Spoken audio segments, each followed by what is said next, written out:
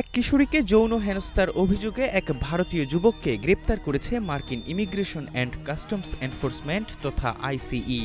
অভিযুক্ত ভারতীয় যুবকের বিরুদ্ধে যৌন নির্যাতনের পাশাপাশি চুরি ও লুটপাটের অভিযোগ রয়েছে।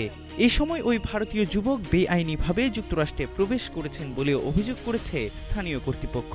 তবে ঠিক কবে ওই যুবককে গ্রেপ্তার করা হয়েছে তা জানায়নি আইসিই। অভিযুক্ত ভারতীয় যুবকের নাম ভোদেলা যশস্বী কোট্টাপল্লী। গ্রেপ্তারকৃত ভারতীয় যুবককে শিশু ধর্ষণকারী বলে একটি বিবৃতি প্রকাশ করেছে আইসিই।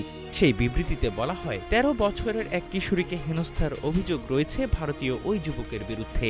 মার্কিন অভিবাসন আইন অনুযায়ী মামলা শেষ না হওয়া পর্যন্ত তাকে হেফাজতে রাখা হবে।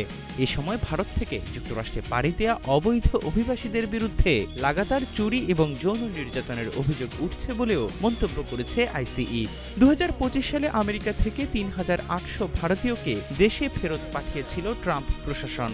তবে তাদের মধ্যে কতজনের বিরুদ্ধে চুরি, লুটপাট বা ধর্ষণের মতো অভিযোগ রয়েছে আর কতজনকে অভিবাসন আইন লঙ্ঘনের কারণে নির্বাসিত করা হয়েছে তা এখনও প্রকাশ্যে আসেনি।